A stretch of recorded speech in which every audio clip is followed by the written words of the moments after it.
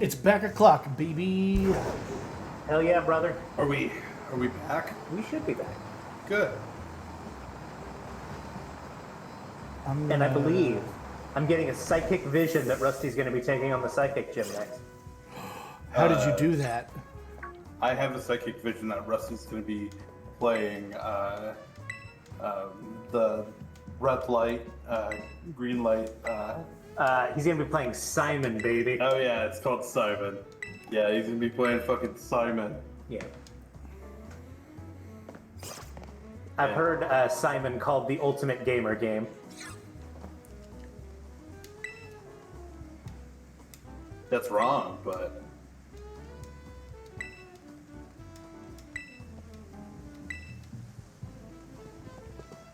first he's got to fight, Nimona. Yeah. We're gonna do it. If we don't get eaten alive by a cat. You have struggled with that, Meowscarada a number of times. With the hardest starter in the game, yeah, I have struggled with it a couple of times. It's rough. Auto crits suck, man.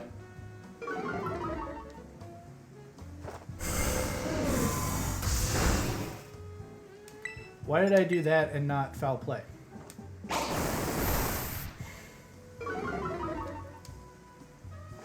world Gonna will miss. never know. Because sand attack Oh, is the I worst missed. attack in the game. Anything that lowers accuracy sucks and is bad and should be removed from the game.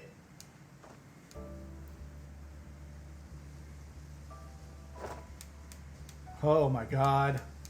Oh, I missed. Anything that lowers accuracy sucks and should be removed from the game. Anything that lowers accuracy sucks. No, Ian, tell me how you Don't really do it feel. again! Fuck off! You hit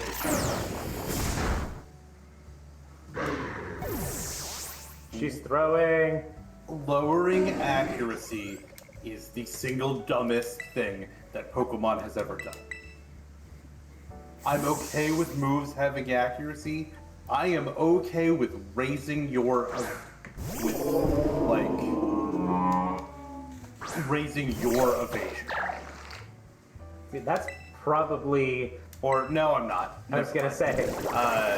But like, Raising your evasion is just lowering Yeah. your accuracy for your whole team Yeah. instead of yeah, no. just the Pokemon you have yeah, out. no. If anything, you should be more mad about evasion than accuracy. Yeah, no. I was thinking I was on a different tangent there. But, like,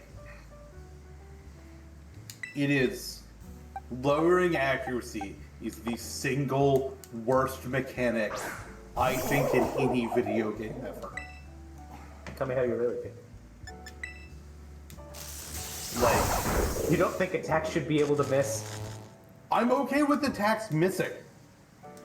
I don't like I am okay that there are attacks that are 80 accuracy. I'm okay with So accuracy should only ever be in the hands of the devs, not the player. right. Correct. Right. They tell us that, hey, in exchange for the boosted power of this move, or the really great effect that this move has, you have a chance to miss. And I am okay with handshaking on that. What I don't like is the computer saying, I'm going to stop that. I don't think it should be in like any RPG. And there's a part of me that's like, oh, but like you should give devs space. And you should. To a point. But devs are able to be wrong also. Yeah. Like, it genuinely is like... I wonder why she picked Slash there. Yeah, That seemed like a poor choice. it is resisted the same as the yo-yo move, and it doesn't have a guaranteed crit. The yo-yo Steel doesn't resist dark anymore. move is quad resistant. Flower Oh, yeah, I was thinking, just why But didn't yes. she use a dark stab? Yes, she should be using a dark stab. Like, she should be using Night Slash. Yeah, and for what it's worth, that did do more damage than Slash. Yeah. Yeah, it did. I don't know why she didn't do it the first time. She should be using Slash. Theoretically, a crit Slash probably does more damage, but that one did more damage because it auto crit. Yeah. But, like, that is the single biggest pain point in He's a here. phantom. Do I want Ghost Fly or do I want Last It's Response? better than I mean, Fly. How often do you expect your Pokemon to faint there, buddy? Yeah. It doesn't have. I'm not doing the silly accuracy. bullshit. What? It also doesn't. It's also got perfect accuracy where Fly doesn't. So it's better than Fly. Partial invulnerability does have drawback. Yes. But like It has advantages too. any RPG I've ever played, it is only increased my dissatisfaction with the video game when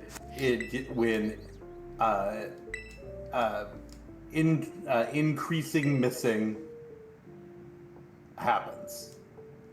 Like, it has only, I have never like gone into a fight and be like, oh, that's a cool mechanic that this fight introduced. I have never once thought that. Have you ever been satisfied that you increased your chance of not getting hit? Yes, but Because, I mean, essentially that's what you're doing when you say raise your armor class in Baldur's Gate.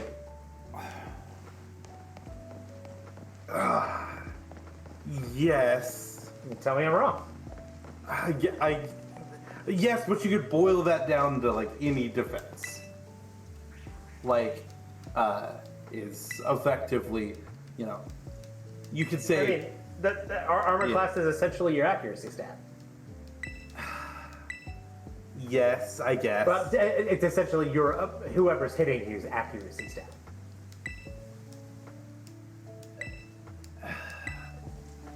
I think that's a really simplification of what it is. It's what determines whether or not a move hits. That is absolutely not the only thing that goes. It's not the only thing, but it's perhaps the biggest factor. It's the biggest factor you can change whether somebody hits you, but it absolutely is not the only factor, and that's adjusted by both. I get what you're saying, but like in any RPG that I have ever played, I have not been like, oh hey, I can boost my evasion, and I'll be like, okay, cool. But like, I have the benefit I get from boosting my evasion, I don't think ever outweighs how it, like, the negative pain point of losing, like, accuracy. Yeah. Like, I don't think that it's worth that. That it's like, it's even. I think it is significantly. It feels significantly worse than the whatever pleasure, however you want to, whatever metric you want to use. Like you can, and I don't think that.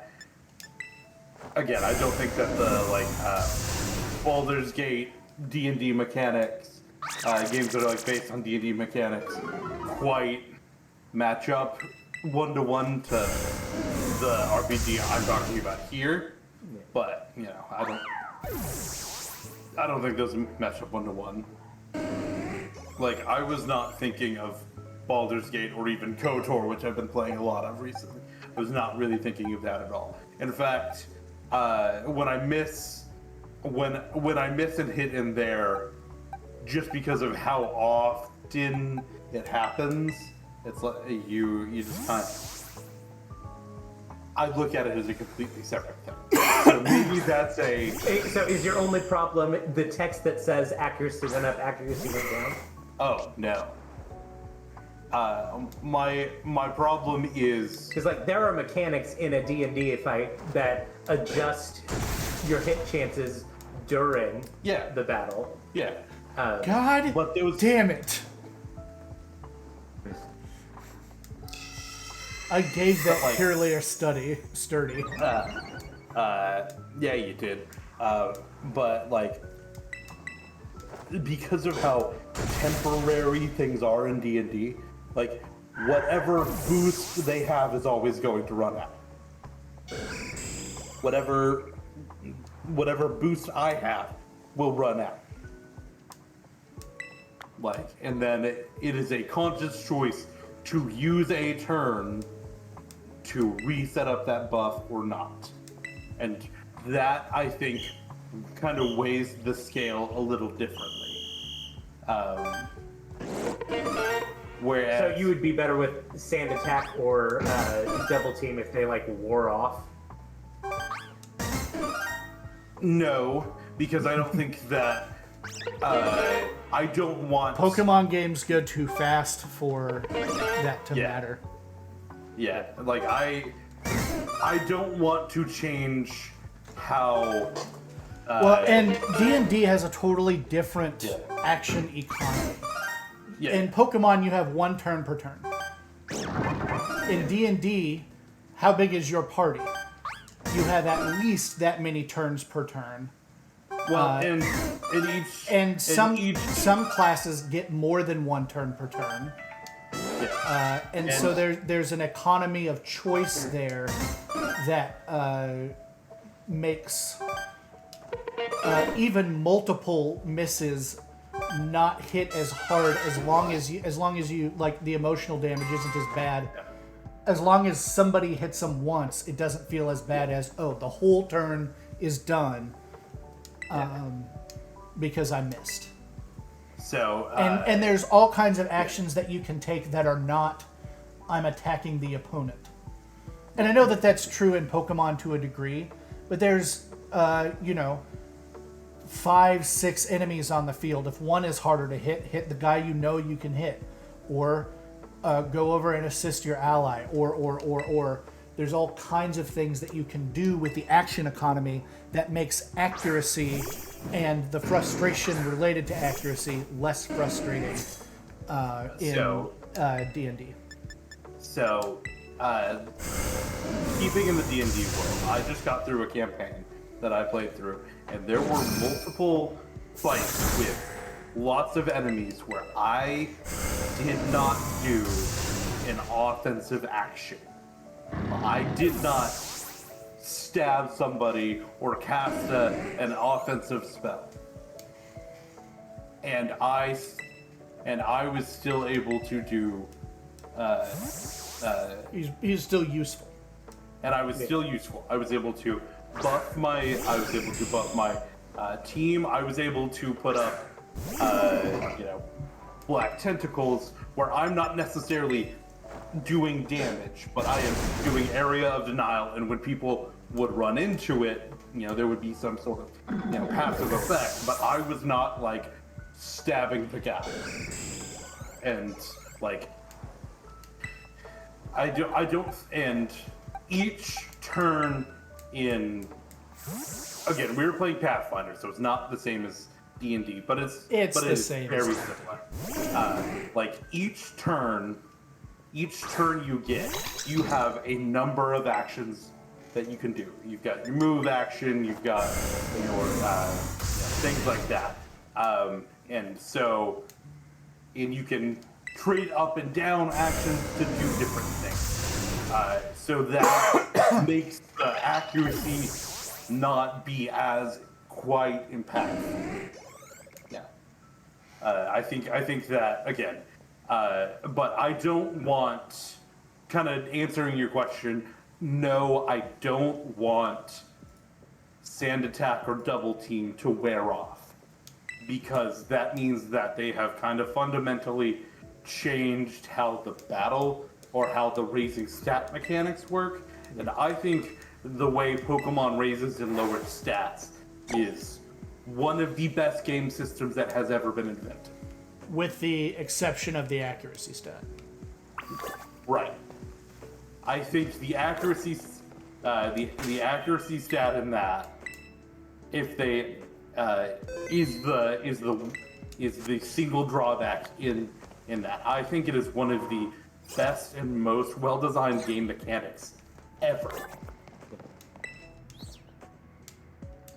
I would say I understand your frustration with accuracy and evasion in RPGs. I don't think it's as game-breaking as you think it is. It's annoying, but it's very rarely a winning strategy. I don't think it is game breaking. I don't know if Ian has said that it's game breaking. I don't think it is. I do kind of agree with him that it is extremely annoying in a way that just losing isn't annoying, but yeah. I'm not saying that it's game breaking. I'm saying that it lowers my overall pleasure and experience of the game. Yeah, like can I would understand that. I would rather lose a fight than win after that slog because of a missed accuracy. And that is a game design that is bad, not because it's broken the game, but because you are playing a game that is supposed to be fun and enjoyable, and you have made a situation where winning through it is more frustrating than losing. Just like it lowers my overall enjoyment of the game. Not enough, like it's annoying, and I will bitch about it, and then I will get over it. But like, especially me as a person, I understand that I get more frustrated at video games than you do, and that is something that I've had to deal with in my time. You know, I've had to walk away from gaming sessions because I got too frustrated and I had to like take myself out of it. And that's not something that you really have to deal with because you tend to. I'm a very patient person. Yeah, you tend to be a very patient person. So I think that we have to acknowledge we are coming from different starting points. Yeah. Okay, so we're in the gym leader fight, and I want to point out that I have given Umbreon light clay and put up screen. I noticed that. I'm very proud of you.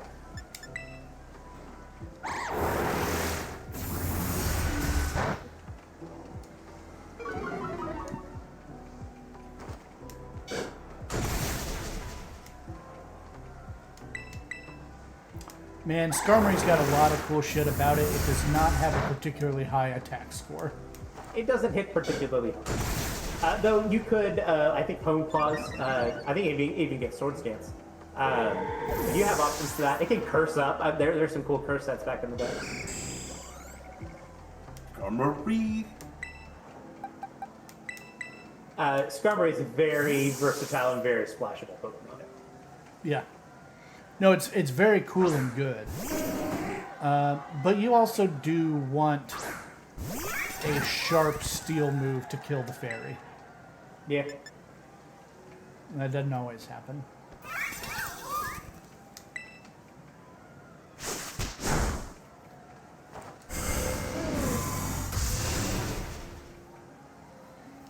Same with Umbreon. Yeah, But that is the rub of using the tankier Pokemon. Oh. But foul play on it is really cool when it works. It is.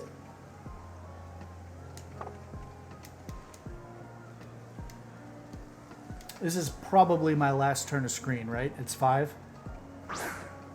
For if you like place boosted, it's 8. Oh, then I'm good for a long time. Yeah. Light clay is a very good item. And it just auto maxes it? Yeah.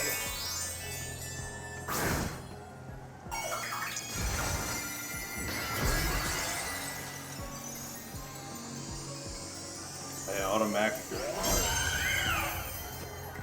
Ew.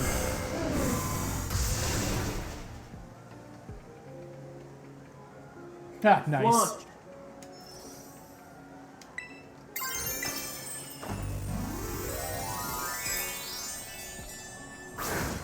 Now, it just wore out after 6 turns. I believe it's 8. No, it just wore out. It maxes 8. It's still. I don't think there's a ring. It's 6 to 8, isn't it?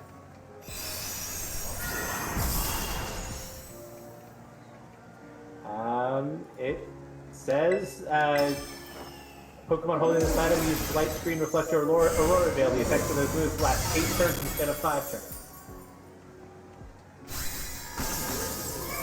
It's just doing auto for 6.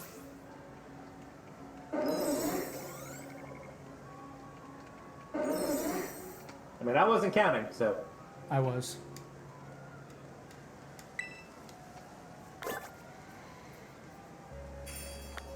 One Pokemon got one shot. Two of them took two. That's 2, 3, 4, 5. On the 6th turn versus Florges, after my first attack, it wore out. And there were 4 Pokemon in that fight. He said you might double check that you're actually holding the light clay.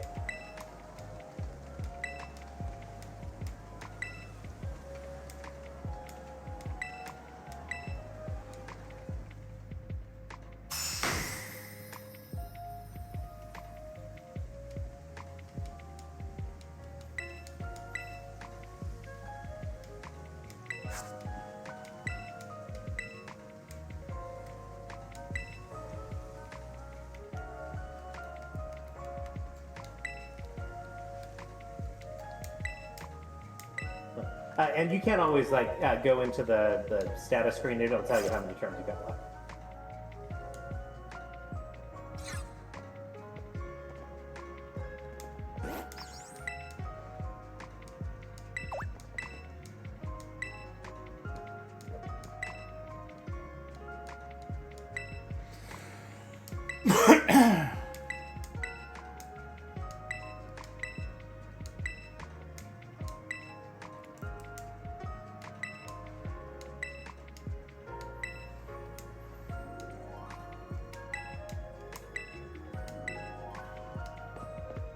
So do you think this little girl actually did a good job of raising her Pokemon, or did she just inherit them from her grandpa or something? I have a funny feeling she wouldn't be there if she didn't deserve the position. It is holding the light clay. It is holding the light. I don't know. I'd have to go back and see the tape.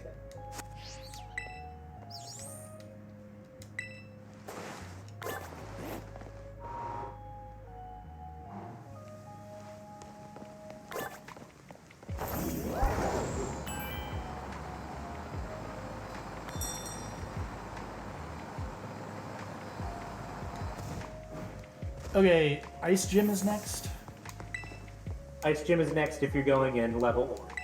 And then Fairy Star after that? Yes. Should be. Hold back up. Ice Gym, Fairy Base, Fish, Fighting Base.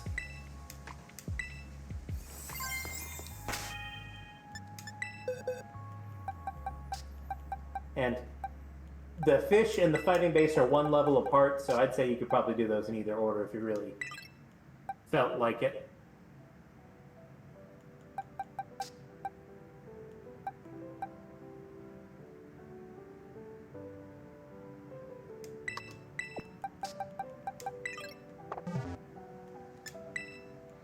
What level does this guy evolve? I think 30 if memory serves. Magby? Yes.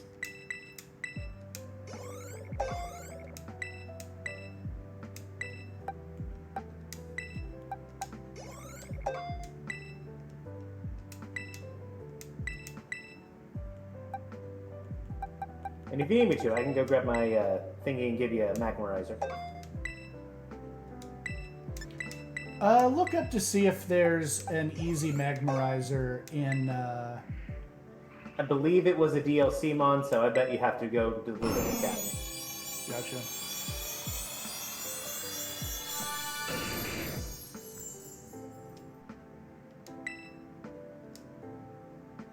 Register 140 Pokemon in the Blueberry Pokedex, Blueberry Academy store, or item printer.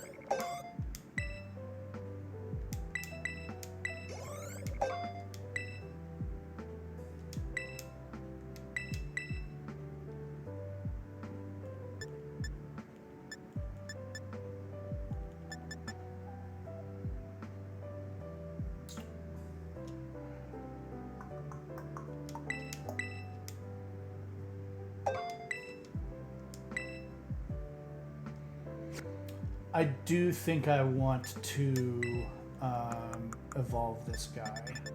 Magmarize. Yeah, give me just a second. I'm gonna grab my Switch.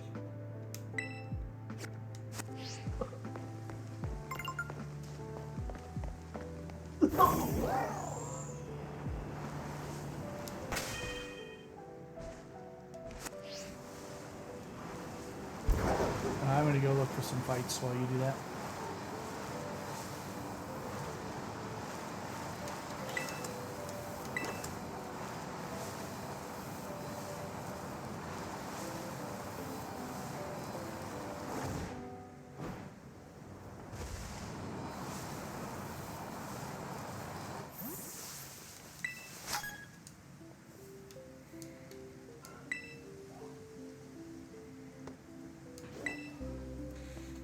Rusty, did you see that this slope is awesome?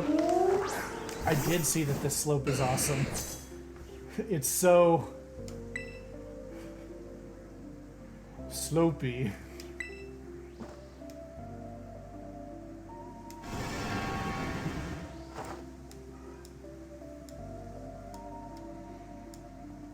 I feel sad.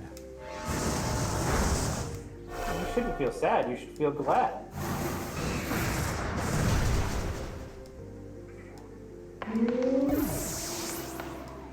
Do I have a Magmarizer Ardley Knower? I do. I have 6 Magmarizers.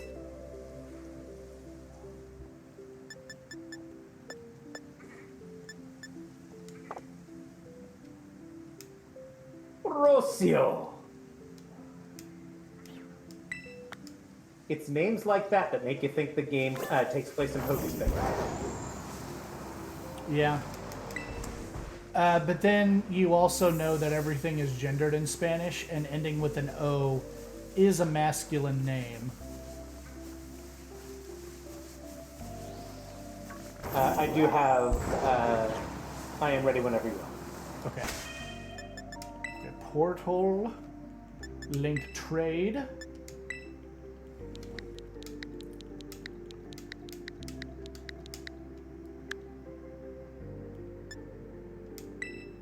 I'm using our normal code. Anybody watching can screw us up. One of these days, it's not going to work, but... Yeah, one of these days we're going to get actually like a lot of people watching, and we're going to try to do this, and we're going to forget to blank out the code, and like 30 people are going to trade with us. Just at some point, somebody else is going to use the code 42069-365. That doesn't seem right. You are connected to the internet? Uh-huh. Cool. Online mode. Are you? I am.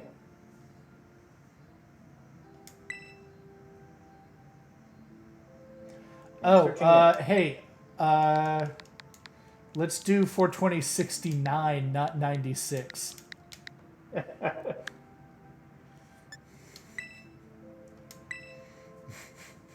Nobody is going to look with that code. Just butt to head. I got you this Dragonite. How about you just go ahead and send me the Magmar?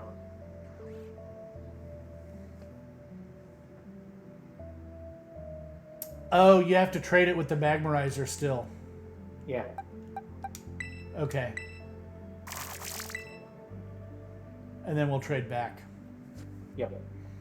So I was thinking they had done the same thing as like with other items where you can just use them. Nope. That's a bummer. I feel like an item called Magmarizer should be able to be used to Magmarize. He's got to be holding it.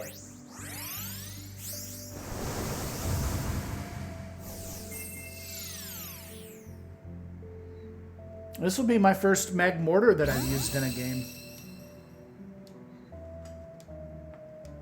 In like a real playthrough.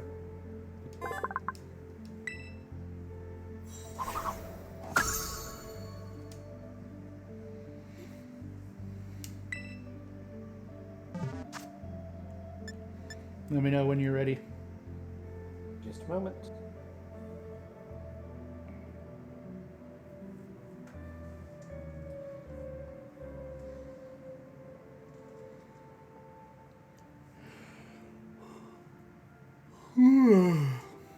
My disease. Why am I just clapping? Sometimes you do that. Did you say you were ready? I am searching. All right.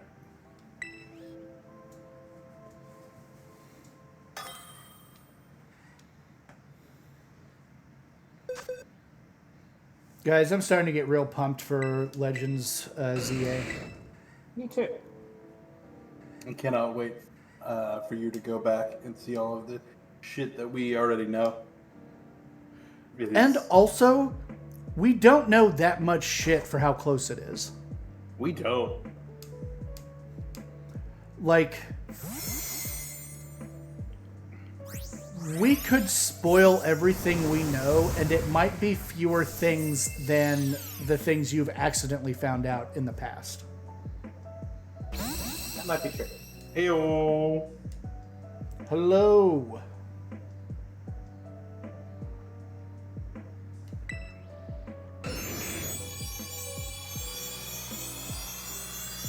He's getting magmarized. I like how pink he is. He is pink. There's a lot of pink there that you're not really thinking about when you think about a Magmar or a Magmortar. Yeah. But you should see Shiny Magmar if you like pink. He is very big. That was all we were doing, right? As far as I'm aware. Okay. I can get you more stuff if you need it.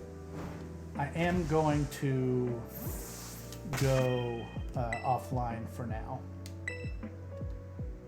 Going dark. And I'm going to go look for some more fights to get into. I That's want my to train attitude, up. baby. What? That's my attitude, baby.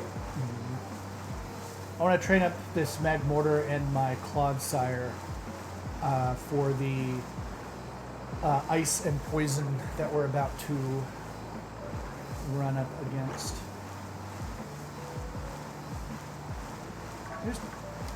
There are people up here, right?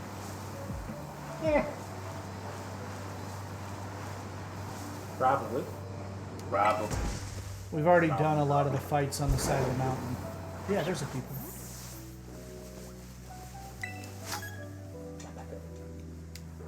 A child. No.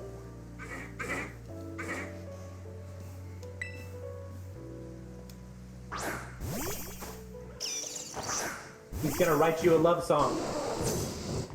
I didn't ask for that. I don't need one.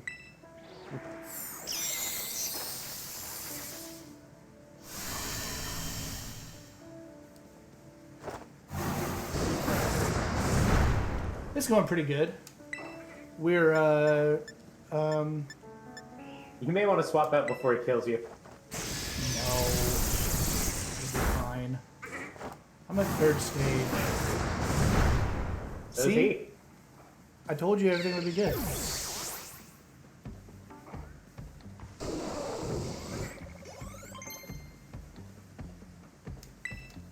Ooh. Iron defense. I can't use ground moves. I can't use ground moves for this Electros. I can't use ground moves for this Electros. Earthquake.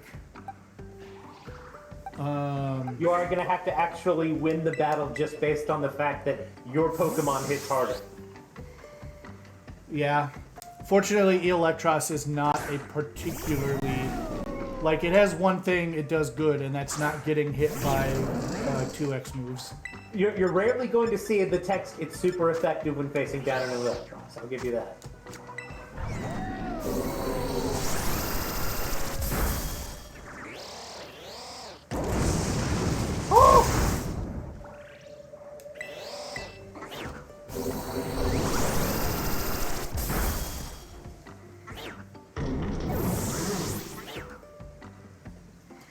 So strings, we're doing this Stringzinho. We're doing this Blueberry Pokemon run. So in the Blueberry DLC, in the Blueberry Academy DLC, you get gifted Pokemon from like everybody as you befriend them, like literally every main character. Yeah, if you befriend people in the League Club room, they eventually trade you a Pokemon. And so I am using only those runs only those Pokemon traded from another run in this game. You'll see they all have the character's Pokemon whenever he throws a Pokemon out of the Pokeball. Yeah. because they have the ribbon attached.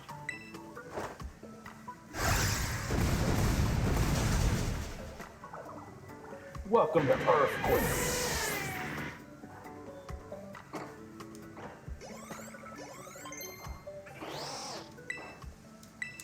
Do not want double edge. I don't care what Pokemon is trying to learn it.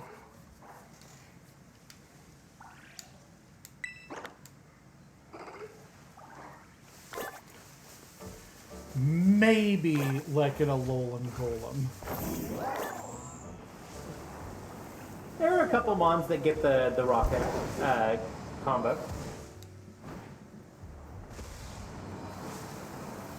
And also, now that Return's no longer in the game, sometimes Double Edge is your best normal stab option. Yeah.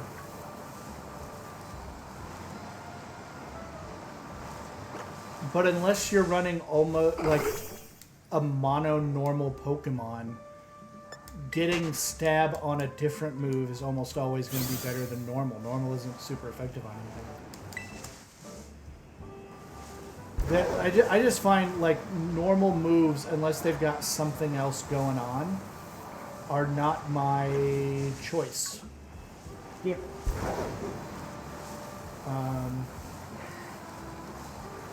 And the thing that's going to change that is if Double Edge is suddenly not a normal move, like from an Alolan Golem. Or a Mega Altaria.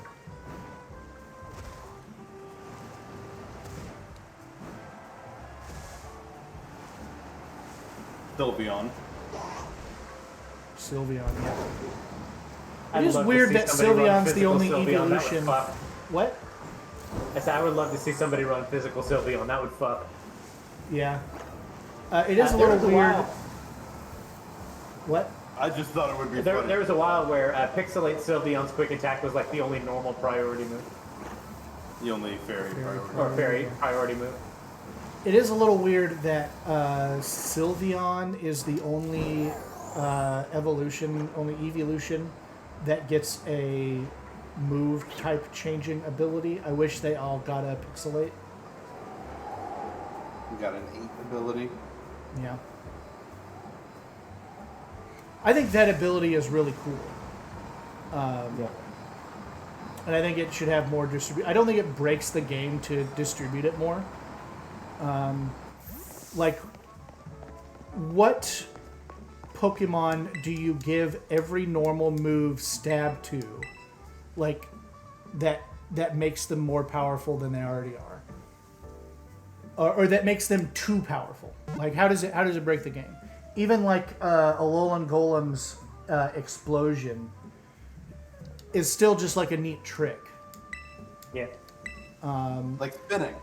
Like there's all kinds of abilities that break when you give them a high distribution, but I just don't think the 8 abilities are that. I think they're. I guess what I'm saying is I don't know why they haven't been given better distribution.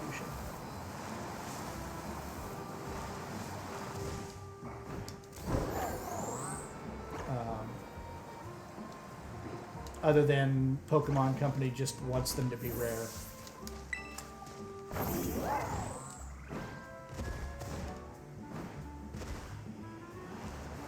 I don't know. Can you think of a reason not to distribute them better?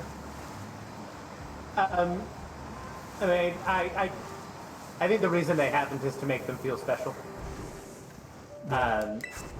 But the only other thing I can think of is like they don't want people to feel like frustration or confusion when a move doesn't behave like it's intended to. Excuse me. You also don't want. You don't want to.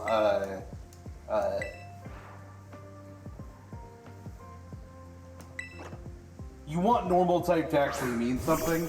Like you don't want to make it like, you know, inferior is not the right word, but like, you know what I'm getting at, like I kind of get what you're saying. Yeah. If they wanted normal type to not be inferior, they wouldn't have made it inferior in the game. It's not inferior. Okay. I don't think it is right now. I think it's maybe, it's not the most powerful, but like... What is normal super effective against, again? Could you remind me? E-Speed is one of the best moves in the game. What type is it? Would E-Speed be better or worse if it had any type and the exact same stats otherwise? Worse. One could argue it would be worse for competitive health if E-Speed could be super effective without relying on type-changing effects.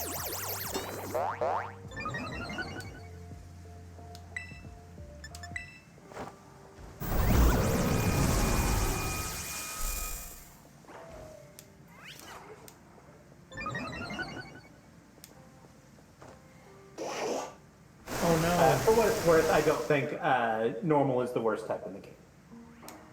Yeah, rock is right. One could argue rock, one could argue bug, one could argue ice.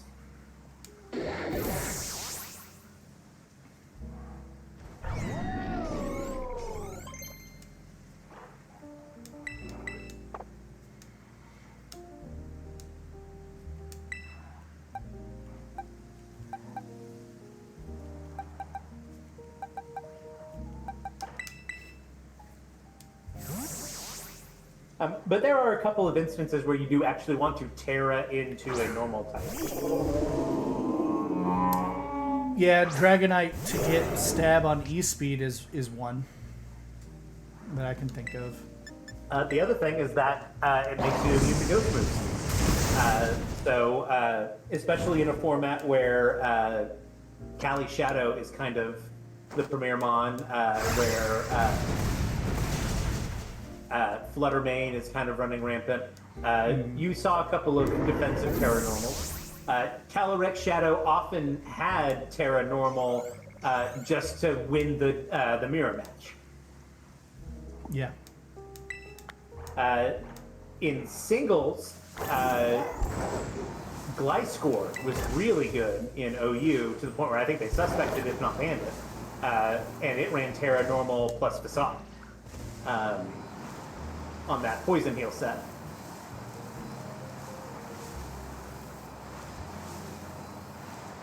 So there are definitely cases where it's very not just for sure. Spamming priority. I'm not saying that normal is like a type that's not worth using ever. Yeah. But I'm saying, like, all things considered, in a vacuum, I think it is the worst type. In a vacuum. I don't think it is the worst type in the vacuum. For my vote, it might be Ice is the worst. If I had to really buckle down and pick one. Rusty, at some point, could you reshare screen with us? We're kind of getting a little garbly. Yeah.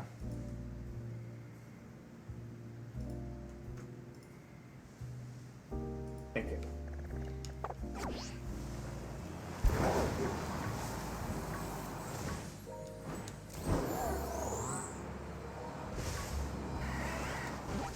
Being an ice type is rough. There's no two ways about it. Yeah. Which is sad because I do genuinely like the ice type.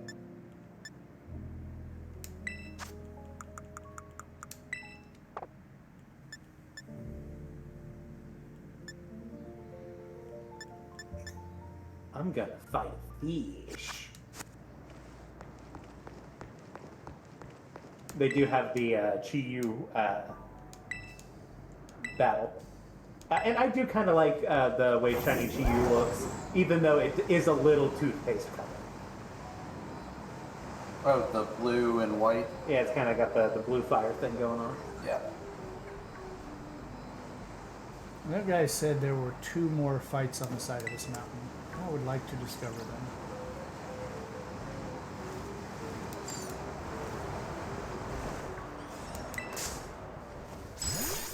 I found one of them. You did it. Snap.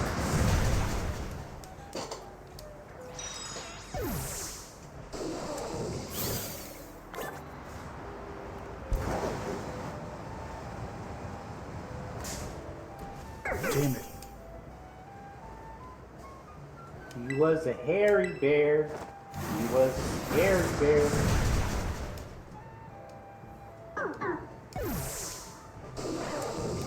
I have a hot take. What? I think Cubchoo looks dumb. I kind of like that about him. Sometimes having a doofy Pokemon is kind of cute. Isn't that a design philosophy that they have? Like, they want every Pokemon to be imperfect in some way? Ken Sujimori did come out at one point like, yeah, I really could make like the coolest Pokemon in the world, but I do sometimes add elements to make them a little less cool, to give them a little more character. He's like, yeah, I could totally make Pokemon that are just straight up very cool. And he often will add things that make them less cool, so to speak. Or tones down his impulse to make them cool. For what it's worth, I think he failed with Scizor. Scizor kind of dope.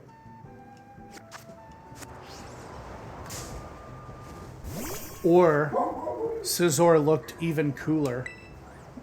And this is the toned down version. Presumably. You have to consider that possibility. Yeah.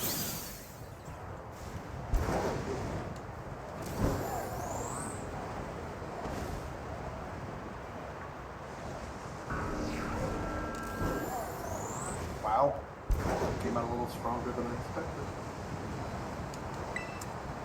Okay,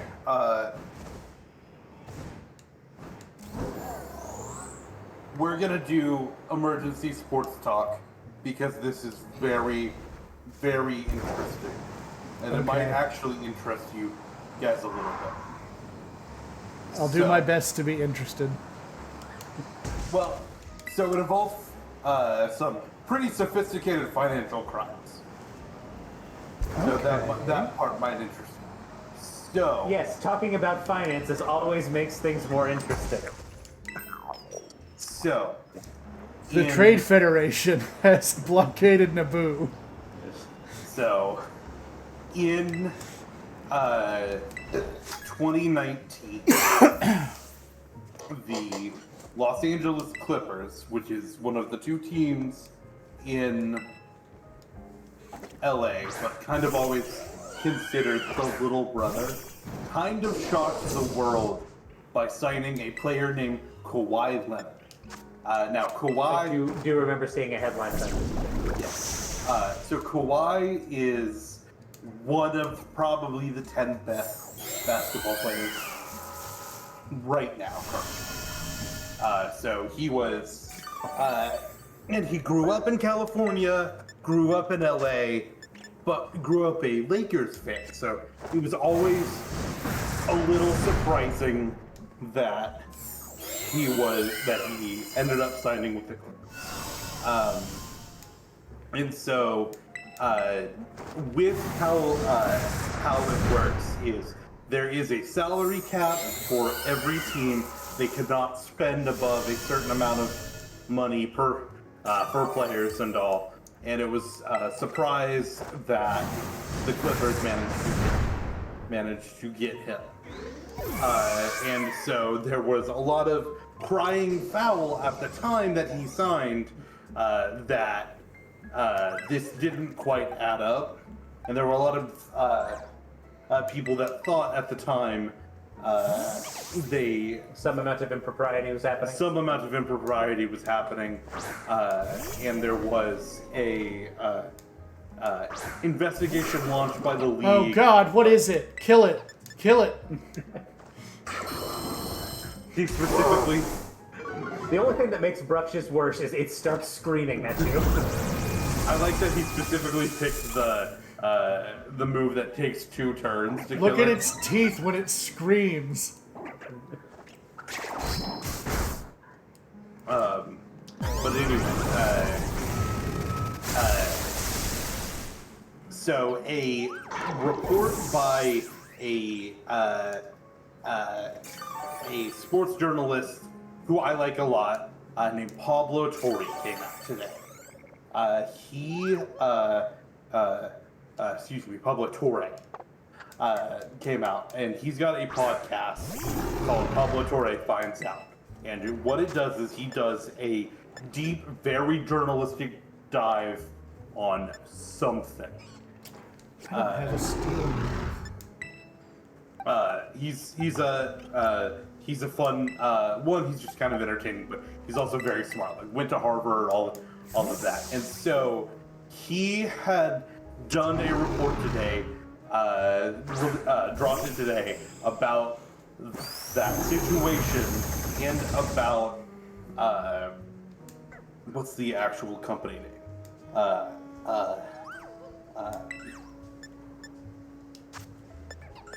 Aspiration. So, do you remember a couple of years ago, there was like 2021, 2022, there was a big, like, really big push by a bunch of, like, A-list celebrities for, like, a green investment. Like, Robert Downey Jr. Had a commercial, do you guys remember that? There was kind of like... Not particularly, no. So, that was led by Inspiration.com. So, what it ended up being is like a place that you could pay to effectively buy carbon tax, or not carbon tax. Carbon offsets. Yeah, carbon offsets. What they would do is they would go like plant trees, and I'm doing that in quotes because it actually, as it turned out, they didn't really do it very well and they didn't monitor it. But that's kind of so you could partner with them to make yourself or your business or whatever, quote unquote, carbon neutral or even. I do remember Yeah. hearing about these types of companies. And so they, spent millions on like getting A-list celebrities and all to like back them. So turns out, as with everything, you run out of money quickly, and so this what they were calling a green bank partnered with the owner of the Clippers, who is the 6th richest man in the world. His name is Steve Ballmer. He was the former CEO of Microsoft, things like that. So he invested a lot of money himself into this company and all. So the reason these two seemingly unrelated things have come up in this report was Steve Ballmer is the owner of the Clippers, and the single biggest donation, or marketing partnership that this company gave in its time was to Kawhi Leonard for $28 million, which would have been about the amount he would have been able to sign more with like the Lakers and the other teams than what he signed with the Clippers. So they got him for way cheaper. So they skirted their pay cap and then paid him under the table through a charity company. That is what it seems to happen. What seems to have happened. What seems to have happened. We cannot 100% say that's what it is, but Pablo had laid it out pretty convincingly. So he was able to get somebody from the company who worked in the finance department. This company has gone bankrupt, and he was able to through open records report for this and all, piece at least part of this together, and then he was finally able to talk to somebody and get copies of the actual what ended up this $28 million contract. So, if you go look at all of the social media and every public avenue of Kawhi Leonard, there is not a single mention of this company anywhere. There's no social media posts. He didn't do any commercials. Didn't do any events for them. So it turns out he was able to get the actual contract, and even though those were part of the contract, every single actionable deliverable that Kawhi had a clause put in there. He doesn't have to do it if he doesn't want to or it goes against his beliefs. One of the regulars on Pablo's podcast is the former president of the Miami Marlins, who has done all of this, has been a part of all of these, has been a part of these high negotiations. He literally gave him the contract, and he was breaking it down on the podcast live, and he was like, I have never seen a contract like this where every single deliverable has a given out. Yeah.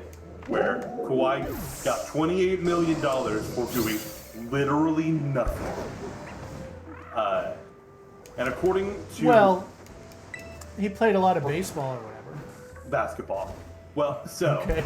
The only... But this is the contract with the company, not the Clippers. This is not the contract with the company Clippers. that's owned by the Clippers owner. Yeah. Well, it was invested in by the Clippers owner, but the owner of this company has gone to jail for $28 million, $280 million of fraudulent stuff. This company went under, and so when Pablo was talking to the former employee under anonymity and using a voice modulator, she talked about how this $28 million contract for Kawhi was bigger than every other contract that they had with A-listers combined. And how regularly when they would talk to their market, she would talk to the people on the marketing team. I don't 100% know it's a female. But I'm going to say she because that is what I think. That's what he said in the. I listened to this today, and so it's it is. But he talked to her, and she said, when I talked to people on the marketing staff, that was always the top line item. Even as they were financially failing, that was always that was a line item that was always getting paid no matter what. And they were like, we are getting hamstrung by this. Yeah. And she says that she was specifically told that she was not really supposed to ask about this contract because it was there on the books to allow Kawhi Leonard to get paid outside of the cap. LOL.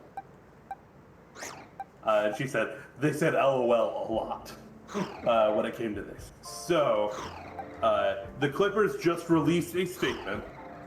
That's what brought this up. That actually, I'm surprised they worded it as strongly as they did. The actual Clippers comment here is, neither the Clippers nor Steve Ballmer circumvented the salary cap. The notion that Steve invested in aspiration in order to funnel money to Kawhi Leonard is absurd.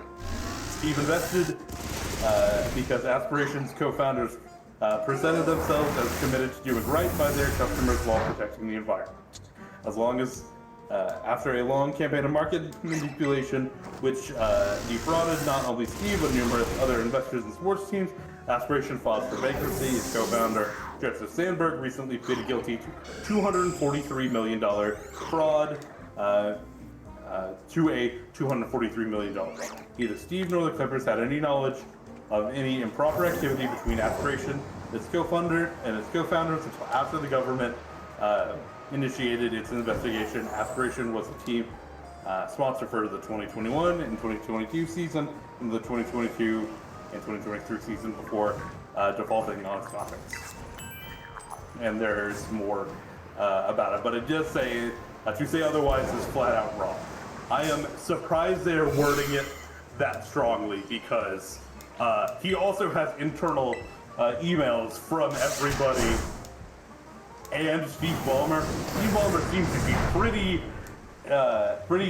for being an investor, he seemed to be talking to literally everyone in the company. Yeah.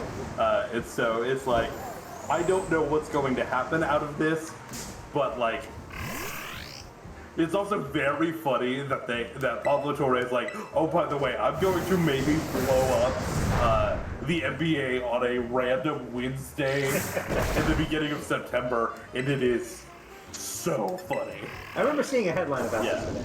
Like, he released it, and it has gone beyond.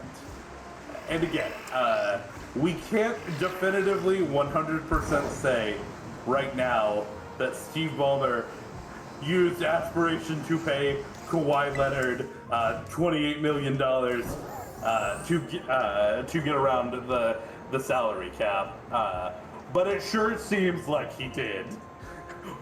There's a pretty significant amount of evidence that points. There's no fire, but there's smoke just about everywhere. Yeah. So legally, we can't say that this happened. We couldn't find any bullets, but we found about 30 guns that were still smoking. Well, again, it's not for, the journalist to exactly to say 100%. Yeah. But pretty much all but. For just a moment, I thought this guy was saying, that unicorn. There isn't. Oh, well. You don't fight Rapidash. Well, you fight last year. I gotta say, Rapidash, especially Galarian Rapidash, pretty damn straight up unicorn there, buddy. Well, where do you fight the fourth part of Calyrex last year? Where do you fight him? Because it's actually on the mountain somewhere, right? Like when you unlock when you do the little snack thing? Yeah. That sounds right. It's actually pretty close to, I think if... The mountain's pretty big. Yeah. I don't know, Rusty, when you get out of this fight, pull up your map for me. Okay. But if I haven't really been paying attention to exactly where he is on the map, but... I'll pull up the snacks worth map. But if he's where I kind of think he is, it's not that far.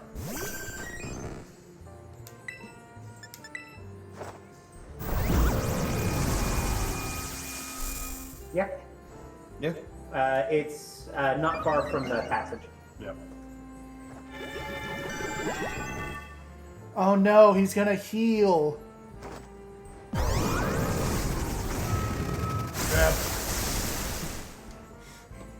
It's a very cool railgun. I do love the electric filling in for the cable.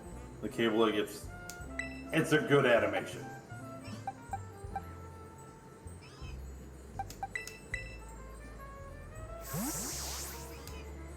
I like Archaludon. Archaludon's good. I like him a whole lot.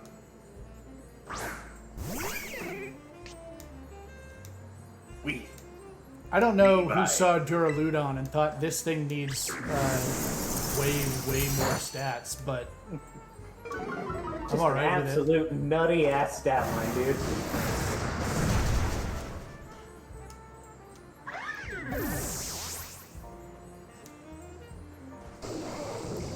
Like, Duraludon was fine. It didn't need help. People ran it competitively.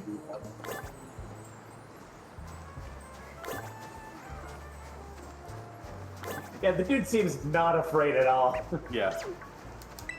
So Very funny place for a journalist to be. So,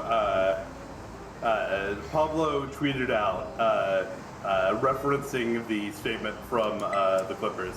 I obviously stand by our reporting, 3,000 plus pages of documentation, and 7 inside sources from Aspiration. 2 questions about the latest Clippers statement. 1, what does the word oversight mean? And 2, where did the phrase provably false go? Because he got a statement from them before this. Because he's an actual real journalist. Yeah, where they said it was provably false. That is not in the statement that the Clippers released. Mario.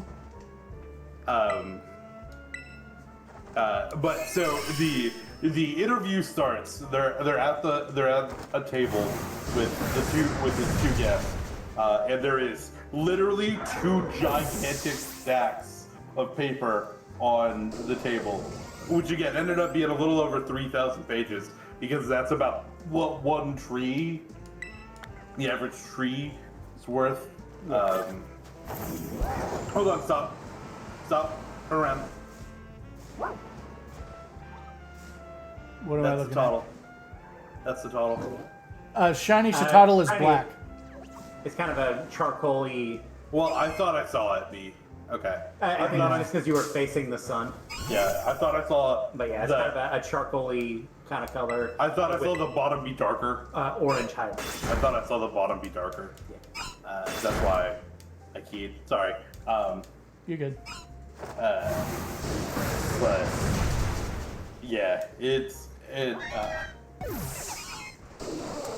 even if you're not a big sports fan, I would go. I would recommend this, at least this episode. But I would recommend this. I think Pablo does a good job. One of like being a really good journalist. Yeah. But 2, he's also like actually like funny. It kind of reminds me of a H Bomber guy deep dive where you just you start pulling at a thread and suddenly you have an entire unraveled sweater in your hands.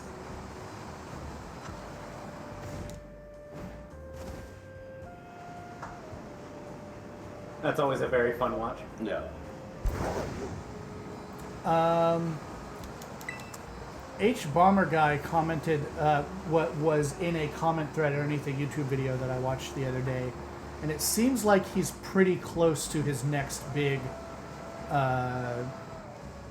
drop. This next big H-bomber. His next big H-bomber bomb. shell. Yeah. He there's another guy. I don't know if you guys are familiar with Mini Minuteman. He debunks the science skeptics.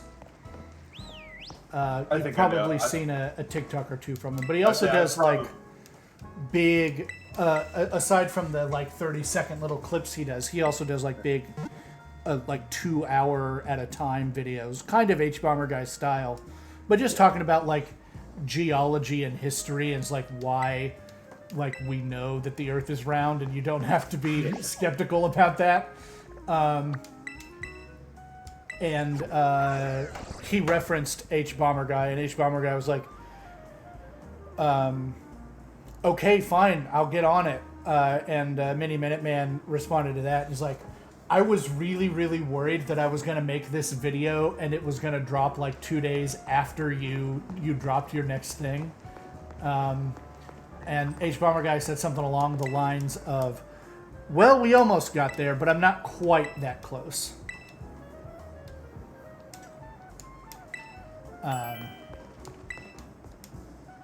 So keep your eye out for that if you like those kind of things. Also, I can highly recommend Mini Minuteman. He's a great watch.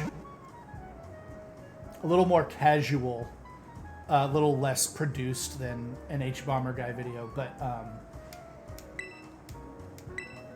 fun if you just like if you like watching a really smart guy absolutely rip an idiot a new asshole.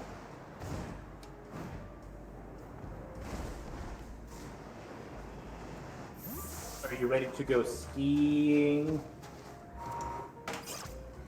Skiing. I'm ready to fight Nimona again.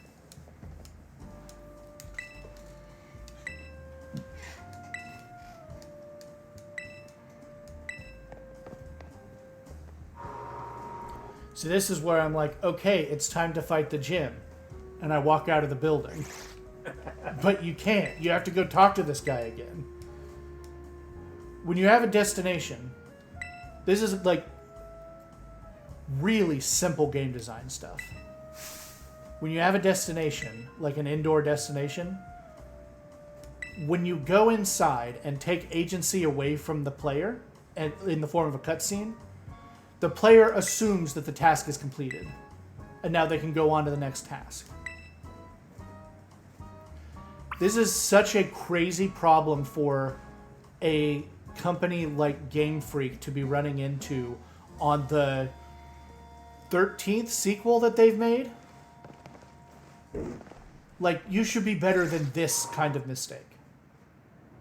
This makes me more angry than, like, the performance issues. Like, this is, like, process problems that and it's a little thing, but the more I think about it, the more it's like, you should know better than this.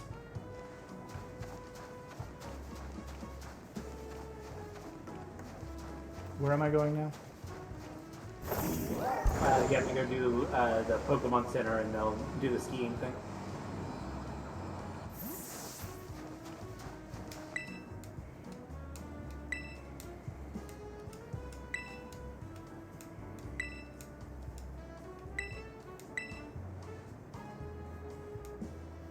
And my understanding is that this minigame is generous. Oh, for sure. But back to what I was bitching about.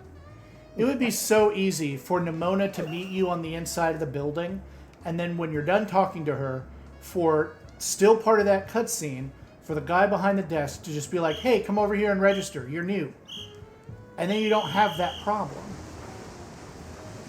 The other way to do it is have the friend cutscene happen as you're walking away from the counter, after having accepted the challenge. Right. And this is like amateur kind of mistake. This is not the kind of mistake that Game Freak should be making.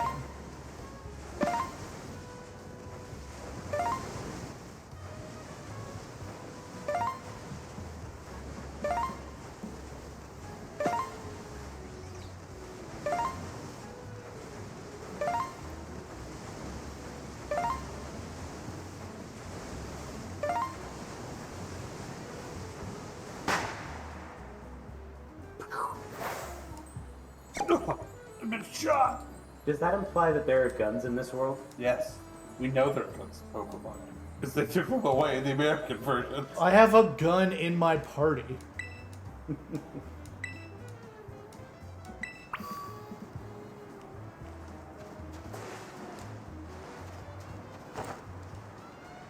Remoraid is literally a gun. Its neutral special is gun. The move Water Gun exists.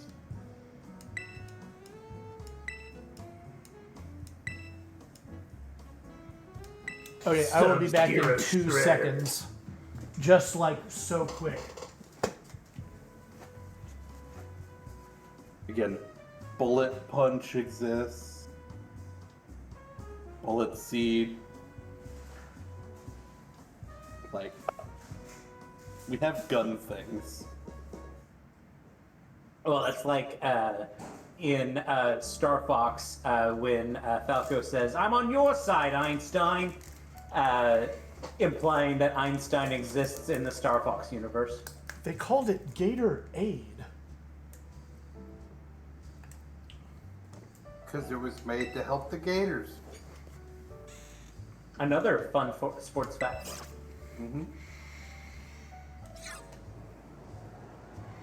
If Ian's ever gone and somebody redeems that, that's the fact that I'm saying.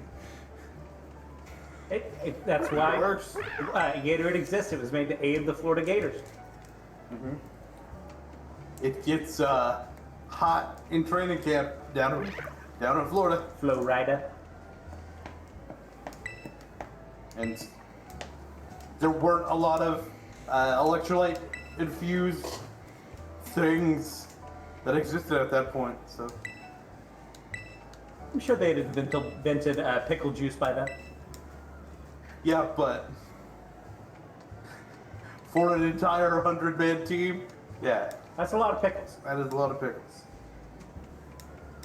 And of course, like, saline existed, but I mean, you can make Gatorade that's unflavored with just a bunch of salt and sugar. yeah. I'll teach you how in my wilderness first aid class. I don't remember the recipe, but I've got it written down.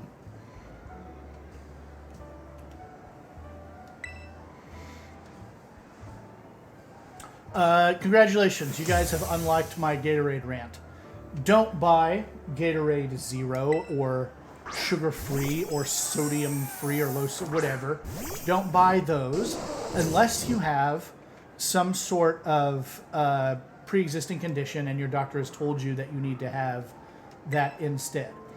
The salt and the sugar in Gatorade are the medicine. They are the point of the Gatorade. Not incorrect. If you take them out, the Gatorade isn't going to do the job. It's like having Tylenol without acetaminophen in it. The salt and the sugar, when you are exerting yourself, especially when you've been sweating a lot, what leaves your body is the salt and the sugars that are in your body, and you need those to reestablish a sodium balance in your kidneys. That's why dehydration is dangerous. The salt and the sugar in the Gatorade are the medicine. Don't get the Gatorade that doesn't have them in it. This is such a big problem that Gatorade, because we live in capitalism, Gatorade has started selling and providing less of the real stuff and more of the sugar-free stuff, and now it's hard to find the real stuff because nobody wants it because you all are dumbasses.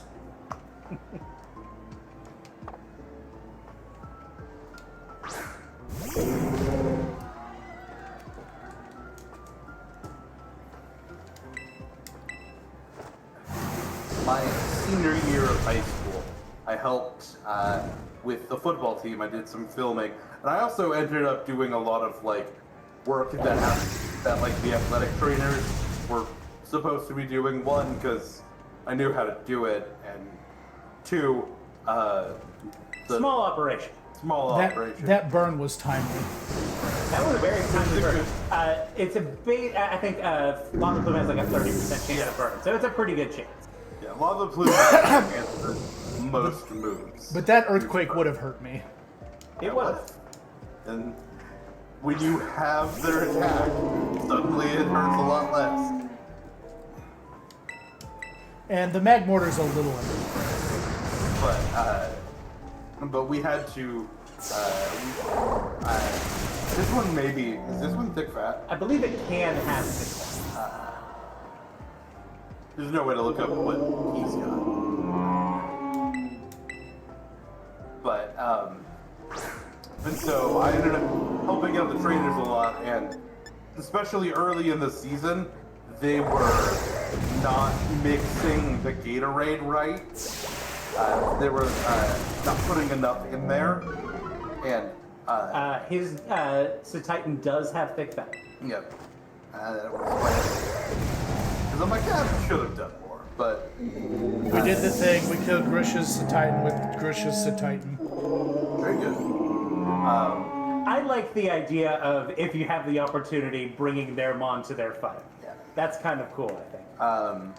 But like, especially early in the season, people, the guys were just ramping, and I was like, what's going on? And like, it was like the second or third game, I think it was the third game, and I saw them mix it, and I happened to be helping out. And I saw them mixing it, and I'm like, it just like kind of instinctually, I looked at how much of the powder they were putting in there, because to get enough for the team, you kind of have to do the powdered mix. Yeah. And it was like, it felt like not enough. Yeah. So I looked it up, and they were doing it for like, because it was like the 5 gallon. Yeah, like, everybody's seen an orange bear. Yeah, and they were doing it for like 2 or 3 gallons, and I'm like, hold on, guys. I'm like, you need to put more in there, and they're like, why? And I'm like, read the instructions. And they're like, oh. We were not very good, so the Gatorade was not the reason we were losing. But I mean, you were cramps is nice. Yeah. There were a couple of the guys who would always end up coming to me when they wanted their ankles taped and spatted, because they were like, hey. You've done it. And I have done it, and I was the ones. Now I can't do hands very well, but ankles I got. Because I had to do it on me enough. A flying type resisting ice or neutral to ice is pretty nice. Yep. I did expect to outspeed there, and I didn't. I'll tell you, he's pretty quick. Yeah. I really like Altaria. I like a dragon that's not just absolutely pushed stats. Yeah. Drampa, I really like. I almost really like Drotagon, but it just looks too weird.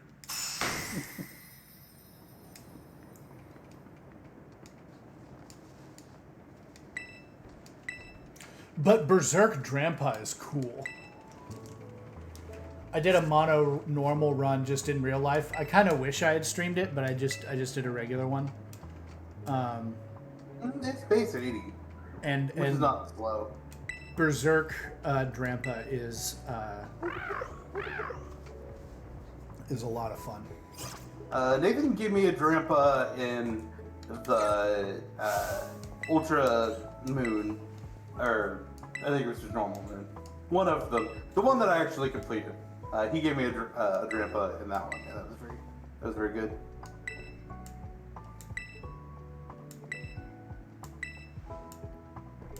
I do like the idea of a baby grandpa hatching out of an egg. Drampa is maybe one that needs a baby.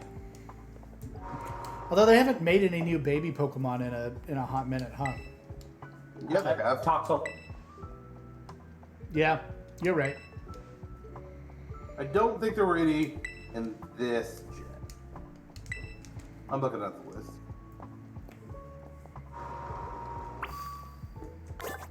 The last one to be introduced was Toxel. Before that, it was Gen 4 was the last one that actually introduced. That sounds. Because it was... Ooh, I would There was love a Mega Drampa. because it was... Stop praying for my grandpa. He's getting too powerful. but it was all the Gen 4 ones, and then...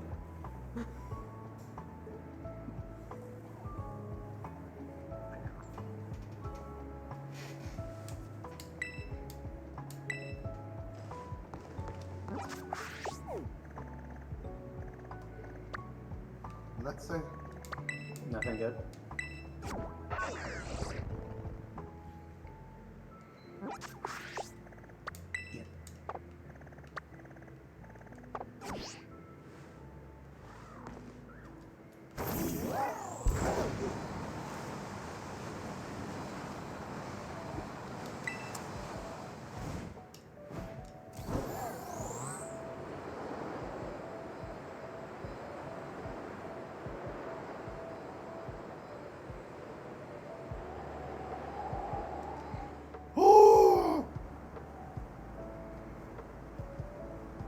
Heal me.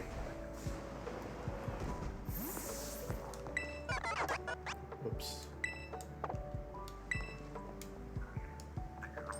Wait, you fought the two guys. Did you actually go talk to him and get the item?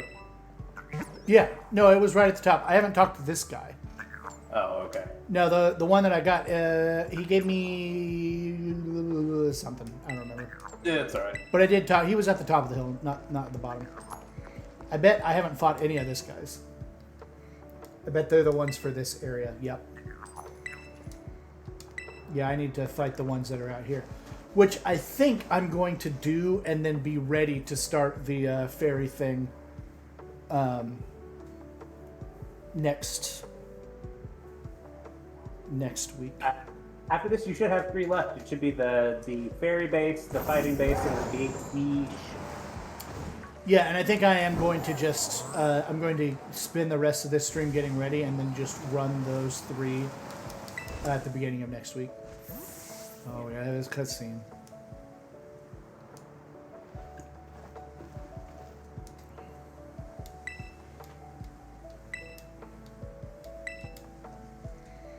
So it's both bases first and then fish is last?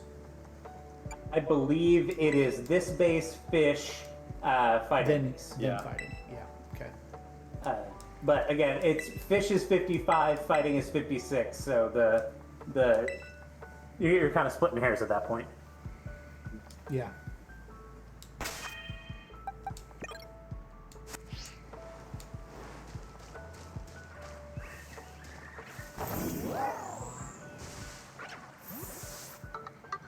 No. I don't wish to do this right now. You'll just have to do the initial battle.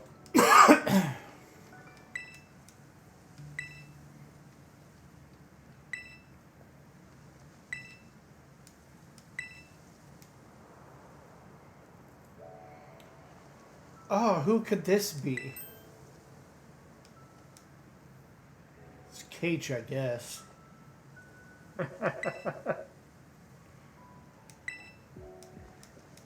I don't know, sounds like a tall asshole.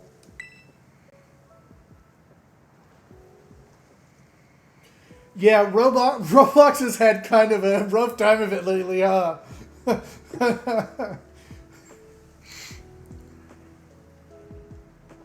I mean, yeah. Gamer lawsuits. Not that they don't deserve it. They've been kind of shit.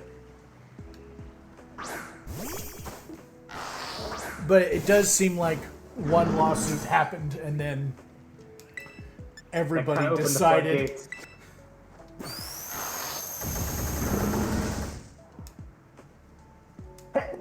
Excuse me. Excuse me. Sometimes when you sneeze, it sounds like you're doing karate moves. Everybody was coke. See, and here it was. I was doing karate moves, and somebody said, "Hey, it sounds like you're sneezing."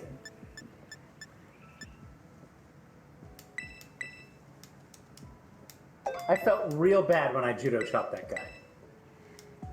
Completely embarrassed me.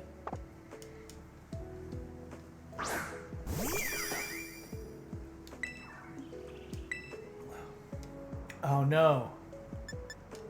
You are tormented. Tormenting me. Ow.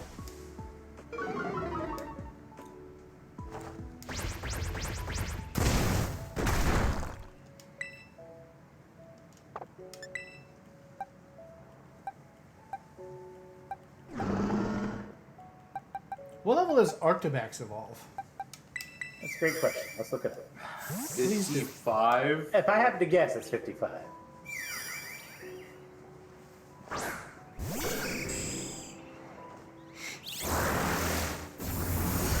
54.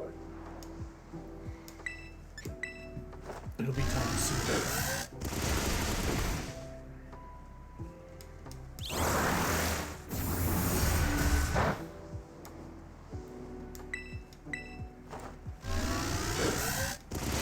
It's not really that I'm waiting for him to evolve to use him. I'd use him right now, but we've just had the Ice Gym. Now we're doing Fairy.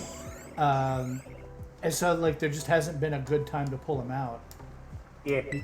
And I gotta say, Fighting Gym is not particularly great for him either. Yeah.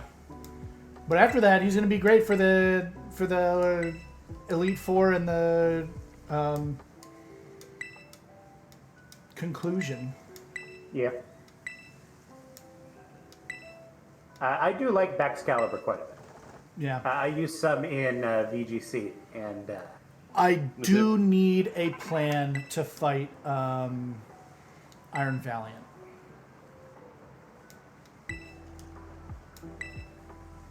Explode him. Explode him to death.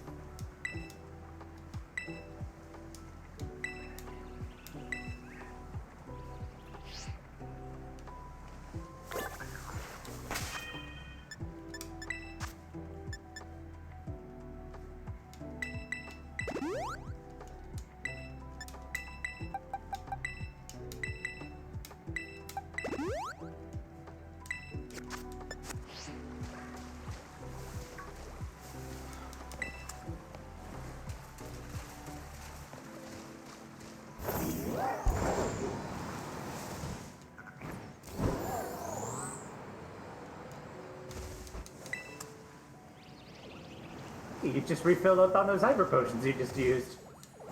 Yeah. I'm trying to be better about... Look at how many fucking Flabébé there were. yeah. So many. The spawns Switch in to this game... experience. Wait until we get to Area 0. The spawns in this game are fucking bonkers, dude.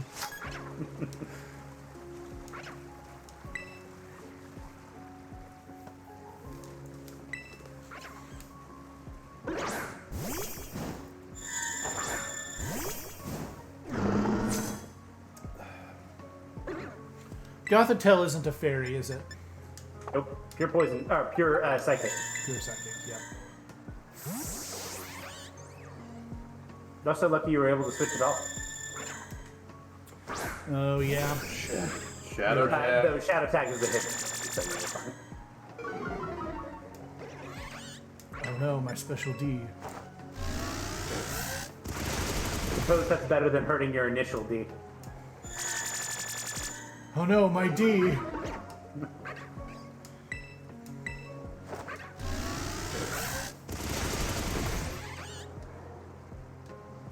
Don't. Okay. Whew.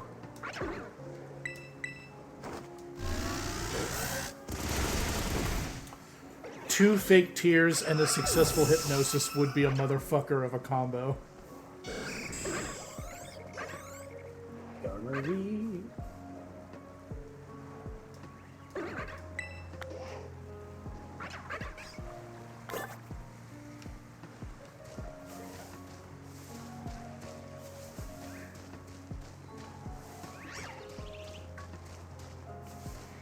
Oh, we have unlocked our last guy. I'm not going to pull him out because it's the fairy group.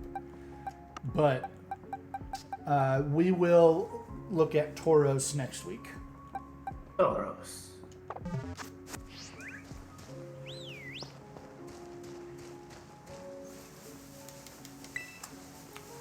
Might not be a bad one for the fighting guy. What? Might not be a bad one in the fighting gym. Yeah.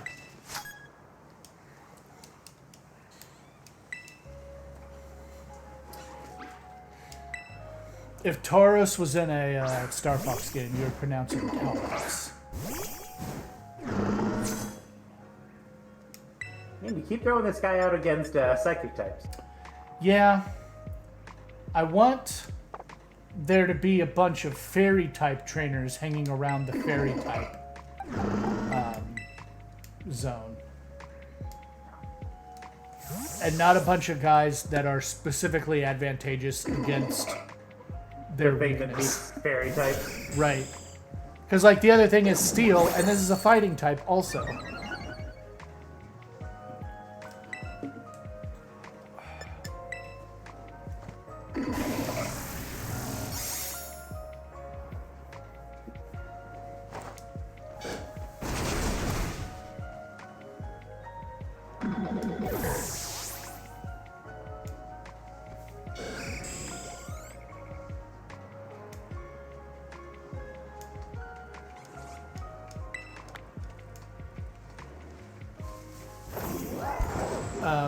either way, I do want the Clodsire to be taking up the bulk of the experience, so even swapping out is not the worst. You have the desire for the sire. Yeah. That's why he's first. He does also have an egg on him. He's also first in my heart. Yeah, Clodsire is pretty fucking great.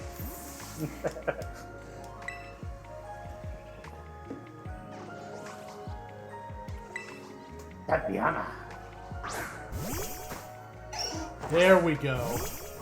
That's a fucking very bad. This is a thing I can fuck up. Oh no!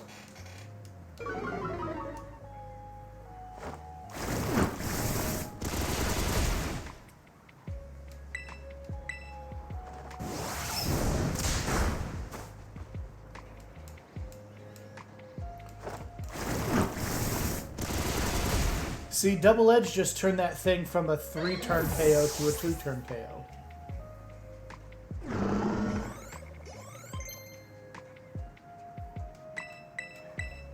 Welcome to Earth.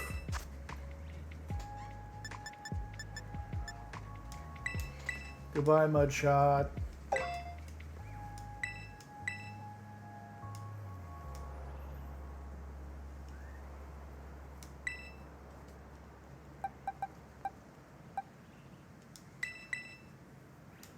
I can bite this idiot pig.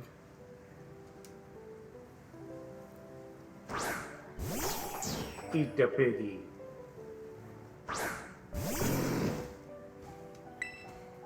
It's bacon.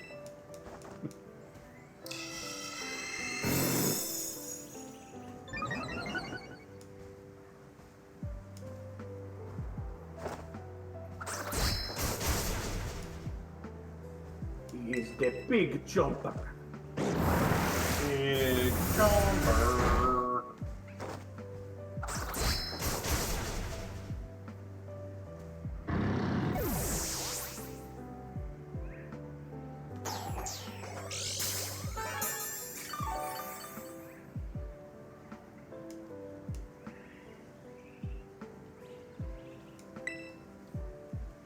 Hey, what's about to happen? Whoop. Whoop, whoop, whoop.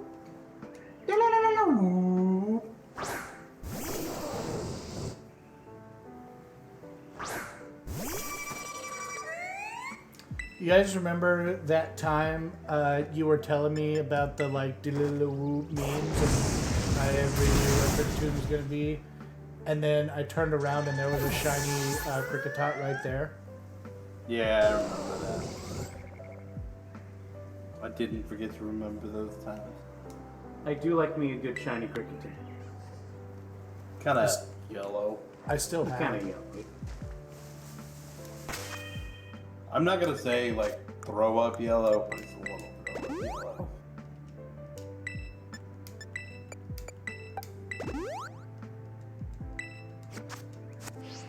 I do remember making a team a long time ago that was all about baton passing a bunch of buffs to Cricketune so they could sweep with Fury Cutter. I remember you at least telling me about it. I used Terra Bug Fury Cutter Gallade for one of the recent raids, and it fucking slaps. The Fury Cutter is actually pretty good in raids. What does Spirit Cutter cap out at? Great question. Enough.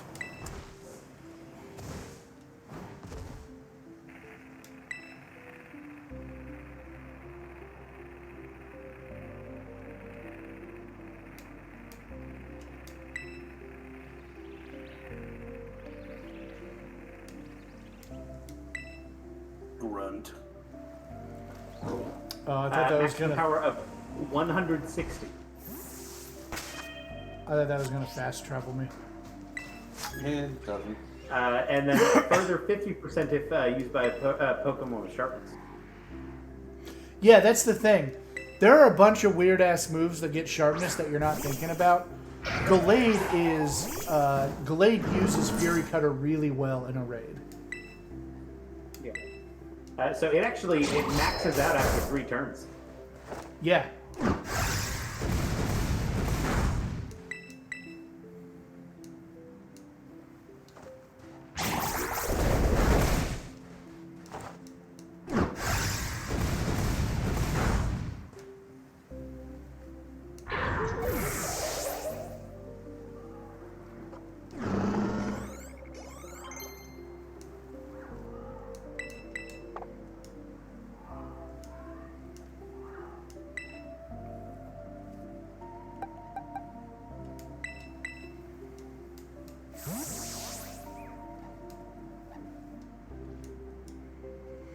Look at the list of moves that are buffed by sharpness. There are some weird ones, like Mouse Hole's signature move. But there's a bunch of weird ones. I'd say Population Bomb's really the only one that, like, it isn't obviously a cutting move.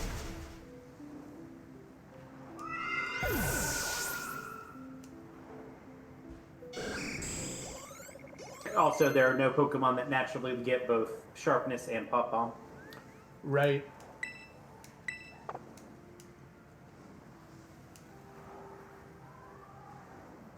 Gave your mom my population bomb.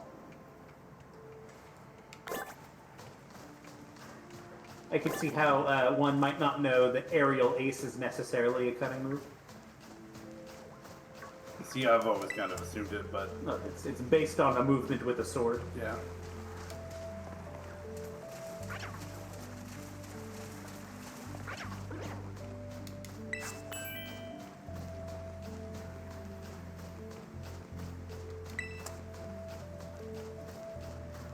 Water, stone.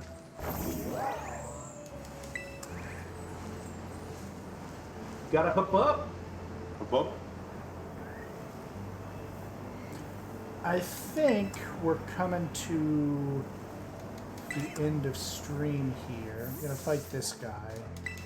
I'm gonna loop around back to that Pokemon Center, but I think this is the last trainer in this zone.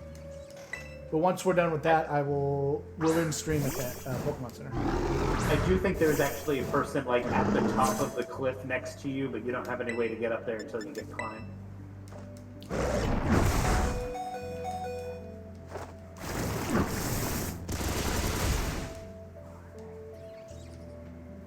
Oh, nice. Besides falling down from the top of it. Right. It's a lot of work.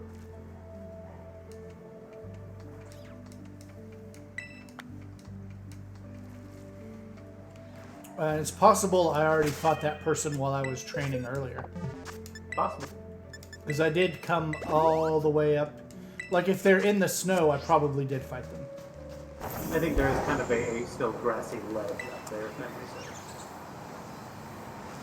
Yeah. But here's that little spot with all of the... Ooh, Bumbus. Yep.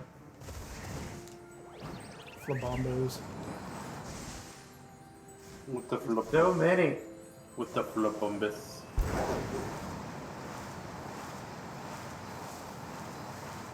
Flabooba. Flipooby.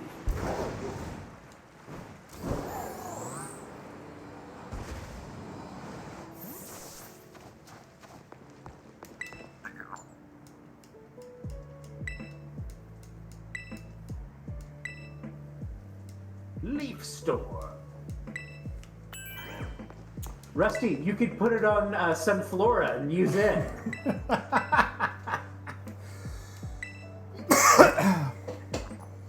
I think I do technically still need to pull Sunflora out and use it for something. You did. Oh, I Use it did. for, You're like, right. one You made fight. me. I tried to put it away without using it, and you were like, absolutely not, motherfucker. Yeah, you're right. I recall.